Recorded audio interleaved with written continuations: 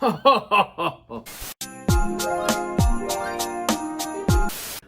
to the North Pole in SantaTeaches studio.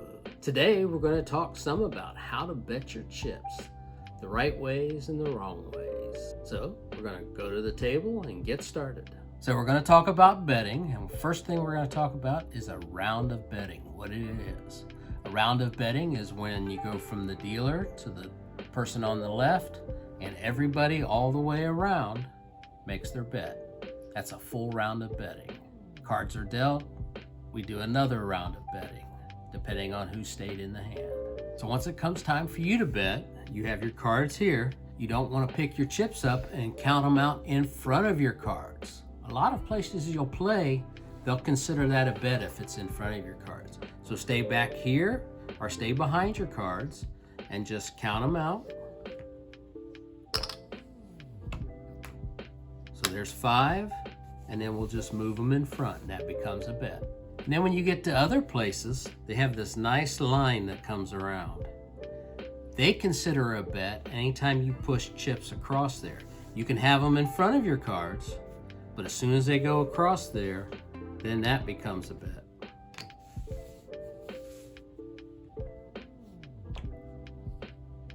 So there's my 5 bet again. As soon as they go across the line, they become a bet. So based on where you're playing, you need to be sure that you know where to place your bets so you don't end up betting a lot more than you wanted to. So there's many different ways that we can place our bets. We talked about counting them out and then sliding them forward. That's one way to do it. We can also count them out multiple times till we know how many we have stacked up. Stack them all up, fan them out. Everybody can see at the table then how many you bet. We can also do a knockover. So you have your chips, you stand them up, and you just knock them over. And if you're running big chips, there is the single chip flip where you just state the amount that's less than the chip and just flick it in. So that's a quick overview of the different ways to make a bet.